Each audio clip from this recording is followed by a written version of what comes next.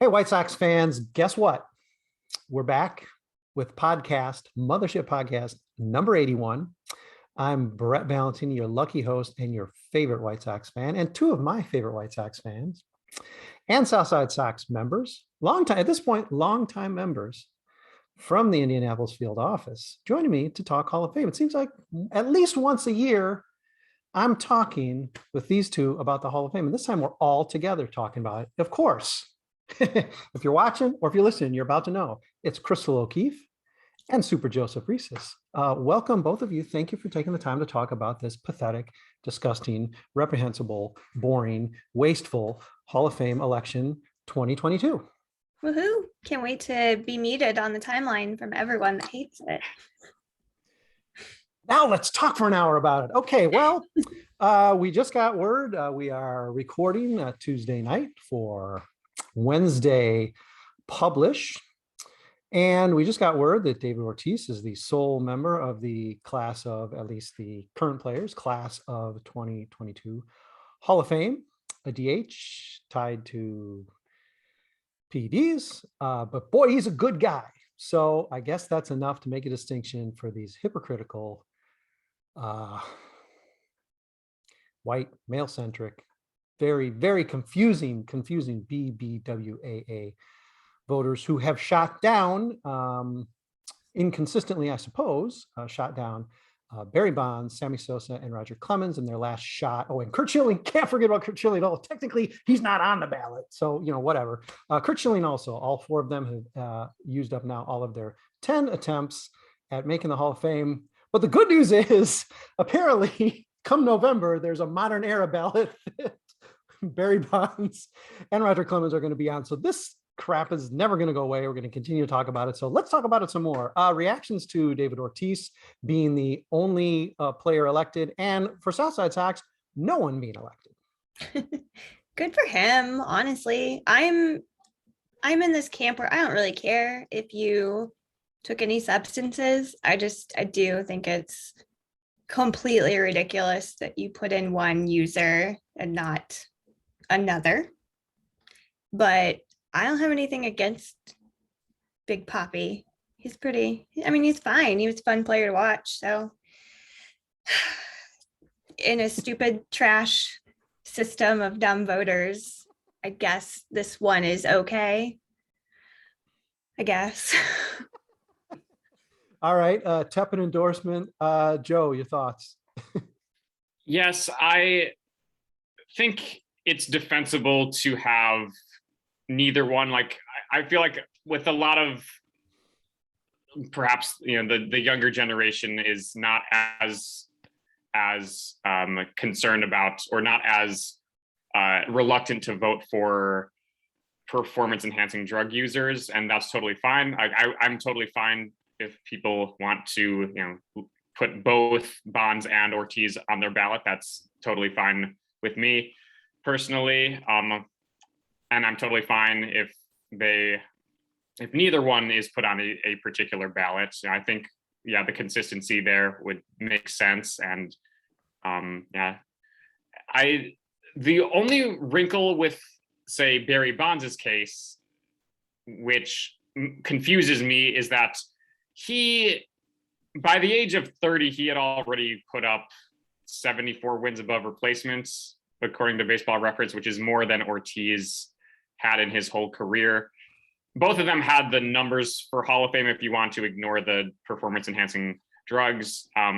So, like I said, no issues at all with putting both of them on the ballot.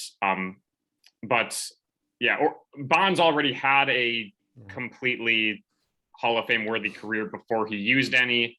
So to me, it is defensible to have Bonds on as well, but not Ortiz.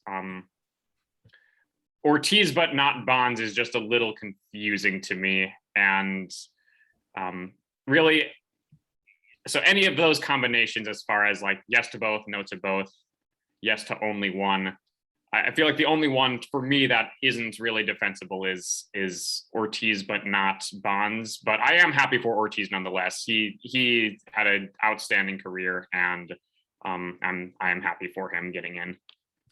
Okay, a segue here because this sort of loops in. There are some parallels between the BBWAA ballot and the Southside Sox ballot, and some of them are troubling. And this is one of them. I think traditionally, with the difference now that we have ballot tracking, both Barry Bonds, as of this morning, Barry Bonds and Roger Clemens were on target based on public ballots to be elected, just barely clearing the 75% threshold. And of course, when the private ballots come in, you see a lot less support. And I'm sure there's even a scientific formula that says, they get knocked down by 10% on average or whatever it is. So it wasn't looking good for them. And of course, that was confirmed because both fell short. I want to say low 60s for both of them with the official full ballot.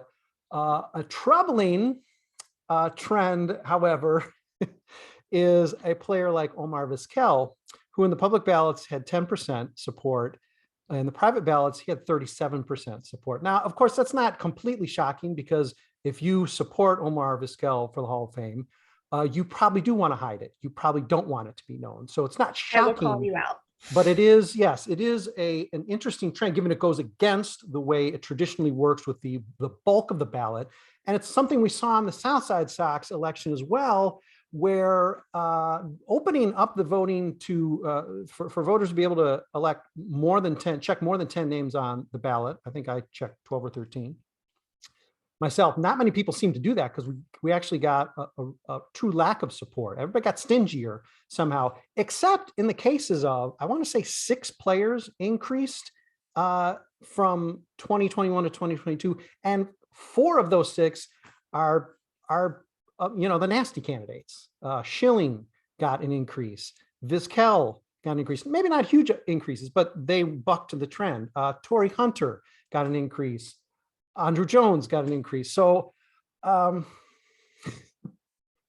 you voters, cut it out. At any rate, a strange situation. Again, not completely surprising that Vizquel voters would want to hide the fact that they're Vizquel voters. And we've seen some nasty ballots. We've seen blank ballots.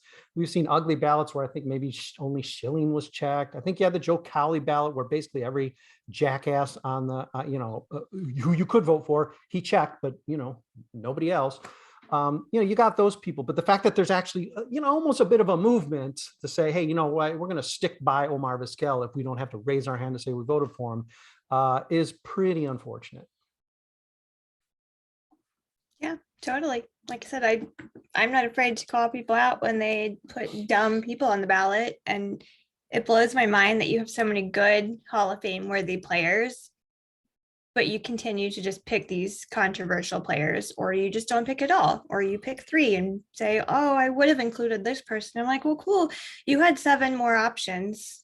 Like you could pick 7 more people. So I don't understand that, but it's just the whole system is just so stupid, and they just need to purge their current votes and just completely change it, make it like a players, coaches, managers choose, or open it up to the fans. Since it's a museum anyway. Chrystal, Mookie Wilson's son right now is listening. He is typing a tweet to you right now as we speak. That's fine. I won't see it because everything gets fair enough. Hey, Joe, I don't follow you. I don't see it. Tell me this, Joe. We, as I think Chrystal just sort of alluded to this. Well, I mean, let's face it. The ballot has been, I don't know if we want to call it top heavy. We've had the burden of Curt Schilling, Barry Bonds, and Roger Clemens now for 10 years. We will not next year. Do you think sort of flushing those guys out, so to speak, from the ballot is going to give guys like, say, the Billy Wagners or Todd Heltons of the world a little bit of a kick? In other words, you think voters are going to vote for players now that this is sort of off of their shoulders? Or do you think there's going to be this continued embarrassing, really ridiculous, embarrassing stinginess toward guys, and they're still going to just cross their arms and say, you know what, Todd Helton, he played in Colorado. He is not a Hall of Famer. And we're going to have maybe future years where we're getting maybe one or more likely no candidates elected? Certainly a few voters will remain ridiculously stingy, and I'm totally prepared for that. But I think overall, having those guys off the ballot next year will help, without a question, for some of the players who are kind of on the fence and, not controversial figures really, like, the Todd Helton you had mentioned, also Scott Rowland, Both of those guys, in my view, are absolutely deserving of getting in there, and they're both fairly close. And I do think that their numbers will be boosted without, the people with somewhat of a strong, support like Schilling and Bonds, like you said. And I am at least a little bit optimistic. Don't want to get too optimistic ever with this system. It's obviously very flawed, but I do believe that some of the players who I believe are very deserving who didn't get there this year, I think they will get closer next year, if not voted in. Yeah, the Southside Sox was very stingy. I want to say there was just a handful, fewer than half a dozen, maybe four candidates who even made it past 50%. I'm not sure what's up with that. We're going to have to give everybody a talking to before 2023. But that said, are either of you surprised Alex Rodriguez comes in at 34.3%, a guy who clearly has more PED dings against him probably than anyone in history. Maybe Jose Canseco, who is not on this ballot. But, still has this, well, he's infuriating, but he purports to have this like cuddly persona. He certainly tries to be media friendly. He manages to put his foot in his mouth all the time, but he's a guy who's out there in the same way that David Ortiz is, sits next to David Ortiz on all the pregame, postgame stuff. Was it surprising in his first ballot, he basically pulls a third, surprisingly good or surprisingly bad in your eyes? I'm not gonna lie, I laughed when I saw that come in, and I think it's like that Wisconsin curse with the Bucks and the Packers losing, and because he was at that Packers game, he's just now cursed. But no, I was surprised he didn't make it, because everyone was like, oh, he's going to be a first rounder, no doubt about it. And then I kind of laughed when he wasn't. He's got PEDs aside, he's got the numbers. Clearly he should have been, He should have coasted to close to unanimous election. But then of course, how did he get there? And, this is a guy unlike, the Bonds or even, the Clemens or whatever, where like, there's a whole gray area of, was it legal? Was it allowed? Were they checking? Clearly they were checking. Clearly they were testing when Alex Rodriguez was caught and banned for a full year. So at a time when he didn't need to be doing that anymore, was he gonna play till he's 50? Oh my God, what a clown. Maybe that's where they used the character clause. They were like, this guy is just so annoying. Oh. So he might not be a Nazi, allegedly, but allegedly, don't sue me. He's annoying. So maybe next year for these podcasts, because we'll be talking again. I'll be in Indianapolis with you guys again. We'll be talking. I will create a spinner and we'll just spin for each player, because, it could come up Nazi, it could come up PED, it could come up PED times 2, could come up a spousal abuser. Oh, so many other things. And yeah, we'll just do that. Let's turn it into a game. It's silly enough. Joe, surprise, positive, negative at A-Rod just pulling about a third of the electorate. I had no idea what to expect. I mean, yeah, I would say it was pretty close to what I would have thought. Given the lack of support, or the fact that, like, with his numbers, with Bonds spending all this time on the ballot and, not getting in with his just ridiculous numbers, I didn't think A-Rod would really get close on his first ballot. Having, being somewhat in the ballpark of 30-35% was, it wasn't really a surprise to me. I am curious about how big of a role the character clause played in that. That could at least explain a little bit of the inconsistency with regards to Ortiz getting in on his first attempt and Rodriguez not coming close to it. That maybe explains it. But yeah, A-Rod overall, no big surprise with the level of support he got. The closest comp in terms of background to Rodriguez is Barry Bonds, a guy who I don't recall what his first vote support was. It just seems like he's sort of been fairly flatlined. I think it's increased some in the past few years as he's gotten closer to being eliminated from the ballot. Something tells me, I have a sneaking suspicion, It's just that sinking feeling. It's not what I ate for dinner tonight. It is that Rodriguez, with his purported cuddly persona, those eyes that you either are frightened by or you can just get lost in, is going to build enough over the course of 10 years to get into the Hall of Fame. I'm going to put both of you on the spot. Do you think that will happen? Yeah, absolutely. He'll get in. He deserves to be in there for what he did on the field. So yeah, he'll get in maybe 2 or 3 years from now. I don't know.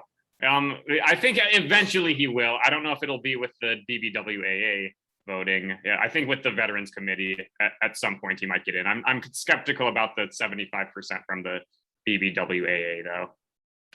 Yeah, just like there are guys that you say, and Ortiz, I know this is antiquated, sort of silly thinking, but I didn't vote for Ortiz this year because I thought, his DH, there's some question marks. He's going to get in. He's a Hall of Famer, but I would make him wait a year. I would say on the second year or, third year, whatever, but I would vote for him the second year. And I think there's now this new thinking for these guys who have, cheated to whatever degree, that maybe you make them wait the full run. And maybe in the 10th year, you vote them in. I could see that happening for Alex Rodriguez, but the precedent now is a guy, of course, very similar. And Roger Clemens, you could argue just as well, two clearly deserving Hall of Famers. I guess character clause would come into play a little differently with both. I think on the character clause chart, Clemens is at least slightly more reprehensible, if not considerably more reprehensible than Barry Bonds, although boy, that's an interesting fight in an entirely different podcast. But because Rodriguez is out there, he's going to be courting, he's going to be schmoozing. He might just try to buy like another team, somehow that's going to strong arm his way in. I can imagine him having to wait longer than Chrystal's saying, but not quite making it to the Veterans Committee and having even a smaller group of people decide his fate, where maybe in a 10th year, he finally gets in. They just let him in. Speaking of just letting people in. On the negative side, Torii Hunter stays on the ballot, I believe by 1 or 2 votes. He just barely cleared the 5%. But on the positive side, Mark Buehrle by, I want to say 3 or 4 votes, cleared enough to stay on the ballot. It's pretty important for Buehrle to do that because now maybe you can begin to build a case for him where it's a pretty long shot for him to make up 70 percentage points over 8 more years. But the fact that he could build enough momentum to perhaps maybe actually legitimately be in the discussion is encouraging, even though he's dragging Torii Hunter behind him, which is sort of gross. But now, of course, Southside Sox nearly elected Mark Buehrle. Come on, homers, you're showing yourselves. Nearly elected Mark Buehrle this year. It seems like it's only a matter of time. Now that he's on the ballot for next year, it seems like a given he might get in with Southside Sox next year. But a sigh of relief that Mark Buehrle did, just barely clear the threshold to stay on the ballot. I don't have a sigh of relief because I looked it up and he was at like 11% last year and he was down like 5.5 or something this year. So his numbers are tanking, which is worrisome. And again, maybe with some of these controversial guys off the ballot next year, it'll make up for it. But going down like 5.5% is a little scary for me. So I don't know. Chrystal, I don't know if he's going to be there next year. All right, Chrystal, you killed my buzz. Joe's I'm encouraging sorry. to you. I I know. I think all 3 of us feel that Mark Buehrle is a Hall of Famer, and obviously these people should get their act together. Yes. And no, we don't want Mark to have to, even though it seems likely, his most likely route was going to get in through one of these miscellaneous veterans. Maybe he'll be lucky enough just months after failing in his 10th ballot or whatever to be on the next veterans ballot. He can just be like, all right, I'm going to just backdoor my way in there. But Joe, encouraged, not? Slightly encouraged. It's a win for him to still be on the ballot. I wasn't sure if he would make it that far. He would have my votes. I mean, he was very stable throughout his career, very consistent with a few very unique achievements along the way that not many people can say that they have done. And I think his case is strong enough to get in. I think just overall there isn't a lot of value or a lot of appreciation across the board among voters for those kinds of players without like a massive ceiling, but were just, pretty good throughout the courses of their career. So I wasn't sure. And, throughout the process, I was kind of casually following the Hall of Fame tracker and seeing like, oh, okay, he's kind of like going back and forth as far as if it looks like he's going to make it or not. I was kind of just I was saying to myself pretty much throughout, like, okay, if Buehrle gets above 5%, I'll consider it a win. So I'll be thankful for that. Classic controversial Chicago media figure, former Chicago Tribune sports editor Dan McGrath actually plays hero here. He's a guy who generally is reprehensible in terms of his biased coverage skewing to the Cubs. Sort of can't blame him. They were fellow employees at the time, right? Sort of strange, but I believe his vote was the one that got Buehrle back over 5% or kept him over 5%. So, hey, Dan, it's never too late to be a hero. Well done. Do the same thing next year, please. Okay, one last, man, we managed to talk for a half hour about the Hall of Fame, and the Hall of Fame, let's face it, is gross. But okay, knowing that, or at least ESPN, I think, reported that Bonds and Clemens, I don't know what's going to be Schilling too. Bonds and Clemens are going to be on this modern days or modern era, whatever, ballot coming up with the Veterans Committee at the end of this year. So they're not outside all chilly waiting for a coat outside the Hall of Fame in Cooperstown for long. And they're going to find the possible people they have to convince or have to be convinced of their worthiness for the Hall of Fame shrunk to 16, as we've seen in the case of Harold Baines and maybe some other guys, but certainly Harold Baines is the one that really screams. It really just takes a fortunate makeup of the 16 voters. At this point, maybe even a collective effort where it seemed like this last round of voting, some folks got together and said, hey, let's go Minoso. Let's get some of the living guys in, like Jim Cott and Tony Leva. So really, it's just going to take a nice makeup of, I don't know, San Francisco Giants connections or Boston Red Sox connections to get one of these guys in. And we don't know what the makeup, I don't think, yet of who those 16 people are going to be. Do you think there's a likelihood or a probability that either or both of these guys get in hilariously after 10 years of failure? They get back into the Hall of Fame by just getting 12 of 16 votes at the end of this year? I think Barry Bonds has the best option. I saw something earlier where it was like something Clemens, he was like, oh, I put the Hall of Fame in my back rear view mirror 10 years ago. So I don't think he really cares. I think Barry Bonds has the best shot out of doing that. And I still think he deserves to be in there no matter what he did. So I'm kind of hopeful that he'll be the one that gets in, because the other two have outwardly expressed that they just don't care anymore. So, but also one quick little sidetrack, because you said the Giants, and I would like to tell all of the voters that I am very displeased by excluding big time Timmy Jim from their ballots. He did not make the cut. I'm very angry because I love him and I was going to marry him when I was about 13. So that's really worth a vote. Big fail on them because he's one of the best. Anyway, that's all. I was angry about that. That's fair. That's a fair insertion. And Joe, you've made your case for Bonds, and I think there's something to that. Even though Clemens, clearly you could say, well, he's a Hall of Famer just based on his Boston Red Sox career. But I mean, I think there's an even easier line to draw with Bonds versus Clemens Schilling. Really, in terms of just the grossness factor. I mean, obviously Schilling, among those big three, Schilling is by far the grossest on a number of levels. Clemens, pretty ugly. Not exactly a nice guy as a player, just has sort of gotten grosser since then. And Barry Bonds, I feel I'm overlooking something, but just sort of was a jerk. I mean, a pretty significant jerk. And I mean, that's not nothing, but I'm not sure it's exactly on the level of those other guys. So, I mean, if you really had to just choose one out of a hat, it'd be my one-time favorite baseball player of all time, long ago. Probably about the time that you were about to marry Tim Lynchcomb, Chrystal. But it would seem like he would have the best shot. So, Joe, you maybe seeing him being able to squeak in at the end of the year? Yeah, I would agree with Bonds.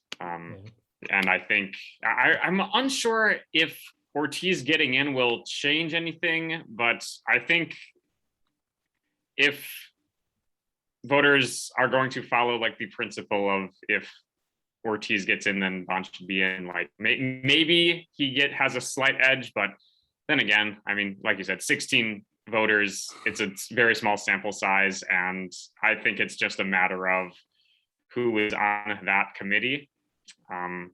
But yes, I would agree that Bonds has the best case out of the three, and it also seems as though he's most likely to get in out of those three. All right, we're going to shift away from Hall of Fame talk, sorta.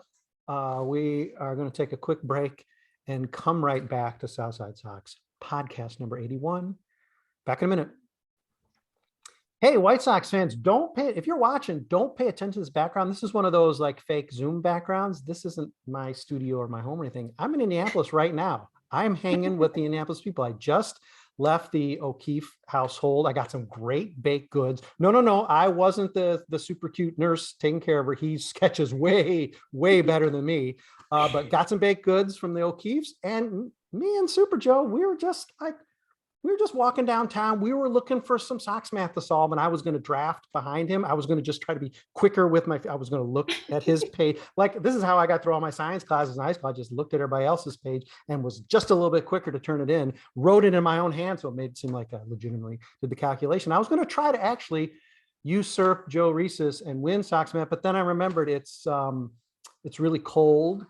And it's January and there's no Sox math. So thanks for humoring me, Joe. For a while there, I thought I could actually win Sox math. But yes, so Southside Sox Mothership Podcast number 81 is coming to you live from Indianapolis, the Indianapolis field office. I'm here with Chrystal, O'Keefe, and Super Joseph Resis. And we've been talking Hall of Fame. We all cleared our palates during the break. We took one long gulp of something and we washed that taste out of our mouth, because it's nasty. One, David Ortiz being elected by the BBWAA, and nobody for the second straight year, the first 2 years ever, twice in a row now, Southside Sox refusing to elect someone to the Hall of Fame. Next year, Mark Buehrle. He's going in. Oh boy. Yes, Okay. We are doing something fun. You can see it here this morning. For the interim between Hall of Fame election and White Sox Hall of Fame election. The fifth one is coming up in February. We're going to bridge the gap by running a little thing. You've seen it. You've maybe seen it already. If not, check it out after you've listened to, watched, studied our podcast here. We are just picking 16 of the best, Chrystal, hold your tongue, best baseball movies, and we're going to pit them. We're going to have everybody vote over the course of just a daily vote, and we are going to end up crowning some baseball movies champion, because why not? What the heck, let's have some fun. Maybe we'll actually elect something this week instead of last time around. And both of you are participating, have written up I guess favorites, or certainly have your favorites. Maybe haven't watched all 16 movies that are in our tournament, but thoughts going into how this is going to proceed, and maybe predictions about how it's going to be. We have number one seeds. Oh, don't even ask me how I came up with it, but number one seeds: Moneyball, Pride of the Yankees, The Stratton Story. So we got White Sox content, and the Bad News Bears. Okay. Anyway, thoughts on the movie tournament, baseball movie tournament. Moneyball all the way. Moneyball for the win for O'Keefe. And if you vote for Field of Dreams, we won't be friends. Please make Brett sad. Number 15 seed, Field of Dreams. Not looking good for them. But Joe, I'm guessing it's a Moneyball thing for you, but other favorites in the list? My favorite was actually 42 out of these. Good yes, one. obviously Moneyball is a classic. Obviously, I like the analytics, part of that whole story. I can't really, Moneyball, it's a good movie. I mean, there's just a lot of really good competition on this ballot. And I think overall, just what was going on in 42 it's just a very fascinating story, and obviously a huge part of baseball history that I like, that will obviously never be forgotten. And it was fascinating for me, and when I watched it for the first time, just to see how it played out, and thought the cast and overall just the acting behind it was terrific. So, but yeah, Moneyball is up there as well for me. And yeah, I've seen 5 of the movies that are on this list, and all of them, I have a positive opinion on all of them, and I have not seen Field of Dreams, so it sounds like I'm not missing out on much there, but No, You're not. Okay. You're not. It's terrible. good Lord. I think I've seen all of them, and not all of them are good. Listen, before I let Chrystal keep, I'm just gonna. I don't need to get dogged twice in the space of a year on a podcast about Field of Dreams. But listen, I'll say I'm content with my favorites, The Natural and Field of Dreams, not even advancing past the first round, as long as Major League doesn't win the whole thing. But I'm mystified at the popularity of it. I understand maybe baseball fans just a little younger than me were like captivated by it. So I'll make that trade. I'll torpedo my picks if just Major Isn't that League. what Zach is covering? Zach's covering Major League, isn't he? We've had this discussion already, and boy, Zach is, He's going to persuade everyone. he makes a good case. Is it the worst movie? No. Is it a really, really poor man and woman's Bull Durham? Yeah, it sure is. Yeah, it absolutely is. And it came out like months apart. So it's like, this is sort of obvious, guys, but okay. Whatever. Yeah, I don't know what my League of Their Own, I think, might be my sleeper pick. I would really like to see that do well in our little tournament. But yeah, there are a lot of great ones. I mean, really nothing here, O'Keefe aside, there's nothing here that should make you want to run and hide. Although, again, we've already had a little bit of a Slack discussion about certain portions of certain movies being woefully inappropriate to today's audiences. But hey, that's the way it works too. The 70s weren't all that progressive, and in the 50s you couldn't exactly say any of these things that you would have otherwise said. In fact, certain people just didn't show up in the movies in the 50s. So that's how they handled. That's how they handled that, rather than actively denigrating them on film. They just weren't in the movie. Yeah. Okay. I do agree with Joe, and I hope that 42 really advances. That's one I watched with my son on Jackie Robinson Day a couple years ago, and we both cried. Like it was one of those where like it's good and it's powerful, and we both were big babies about it. Yeah, looking at the matchups, I like the Bingo Long All-Stars and the League of Their Own. That's a killer matchup. Those are both pretty. I guess you can't call a League of Their Own because it's on every other day, every other hour on cable somewhere. Exactly underrated, but those are two pretty strong movies. And considering I don't really care for every one of them here, I just saw the Stratton Story this year, and it's it's Jimmy Stewart. I mean, it's about what you'd expect from that movie. Sort of cool to see a White Sox manager, Jimmy Dykes, actually in movie, and Yankees. The Yankees they collected their case of beer, and then they went on screen and were like, "Hey, hi, Stratton, how you doing?" And it was pretty funny to see them actually try to act. Anyway, let's not bias the Attorney Field.